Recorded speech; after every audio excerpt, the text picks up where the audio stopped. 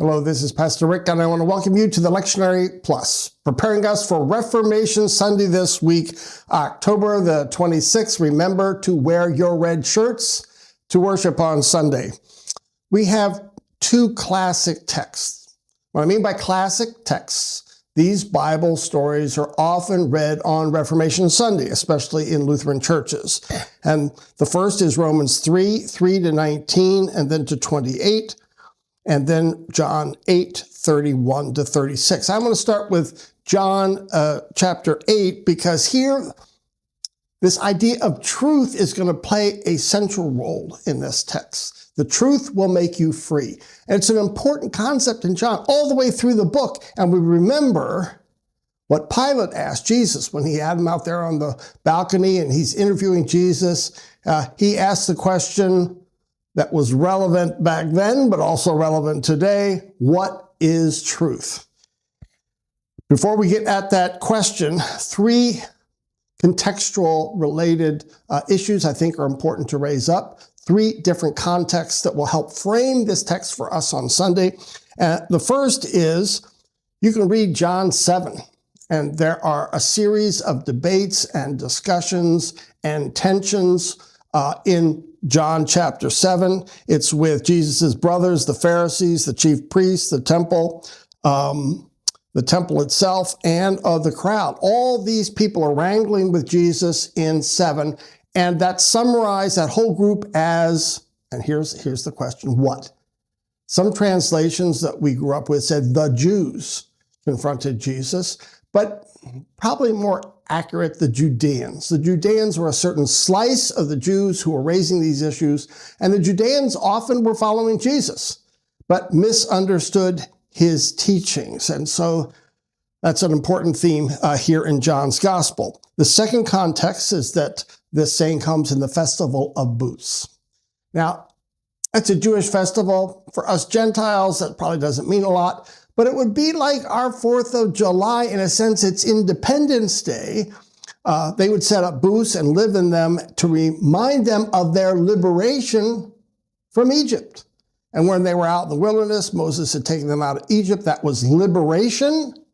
And so often when they celebrated this festival of booths, Sukkot, well, it was politically charged, and often violence would break out at this time, especially in this era, against the Romans as oppressors, because then the question is, how will we be liberated today like Moses liberated us back then? And of course, that raises the question to Jesus: are you the Messiah?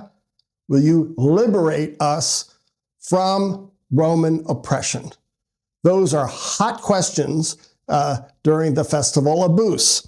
And the third, when John wrote the gospel later on, it was in a period of political tension between the destruction of the temple in 70 and 135, where you had this big revolt, really, by Bar Kokhba revolt, and got smashed again by the Romans.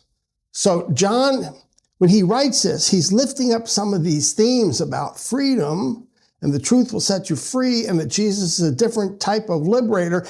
He's raising them up because those are the questions of the day, not just back in Jesus' day, but then as John wrote his gospel. All right, so, yeah, does violence liberate?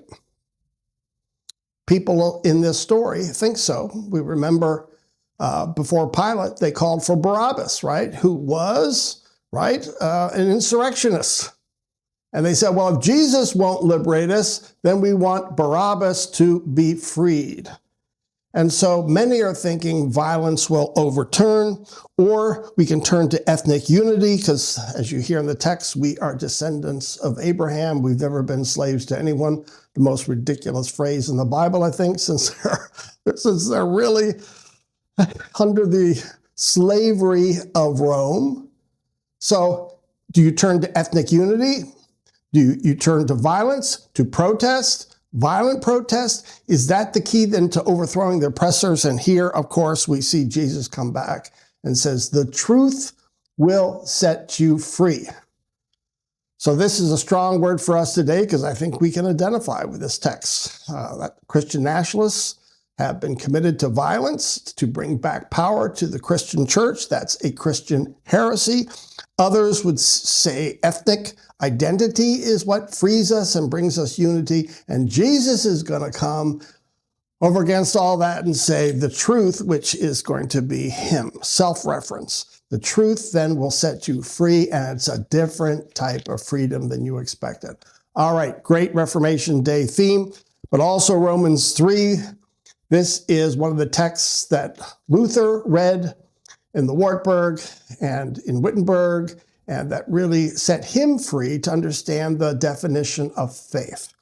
Here we've got the question really that Paul asks, do the Jews have any advantage, a covenantal advantage in their approach to God? And here he says, no, because it's not about doing, performing, being obedient to the covenant, summarized by circumcision. He said, we are all under the law. The law has been written into our hearts. And the idea here is everyone is condemned by that law. We're all sinners and we all have come short of the glory of God. So what gets us God's favor? And here Paul makes this great argument about faith saves. So he turns to Abraham and the story that Abraham, flawed as he was justified before God because he believed God's promise. You go to the promised land. He left his homeland and went then to this new land. And it was that faith which saved him. He says the same thing about us. Finally, God is faithful to God's covenant. That's the promise. God's favor, God's blessing all comes to us through Christ, what he did to us on the cross and for us in raising from the dead. And that victory is what we cling to. That's the promise. Just like Abraham clung to the promise, we cling to it too. So these are great Reformation texts where we're going back really to these core biblical truths, which indeed set us free. So now let's turn to our preacher for today, or for this Sunday, which will be me. What themes might I be lifting up on Sunday? Let's shift over right now. All right, for Sunday, we have these classic texts, which go to the heart, go to the real foundation of the Protestant church, to Lutheranism. And we talk about faith and the power of faith, or as John puts it, the power of truth. So we have these themes of truth leading to freedom, also leading to God's favor or God's blessing that we receive in Christ. And especially in John's gospel, it all goes back to truth, which is been so critical. Now, I don't know about you, but sometimes when we talk about truth, we can get cynical. We can say things like, well, whose truth are you referring to? And we all know this. We've been in discussions about politics, let's say, with relatives, and we can't even agree on the facts. We have a narrative environment now where everyone turns to different storylines. Whether you watch CNN or MSNBC or Fox News, you're getting different facts. You're getting different truths. And so if you haven't watched everything, what is truth? Or I know I heard someone the other day say about life, you have to live your own truth.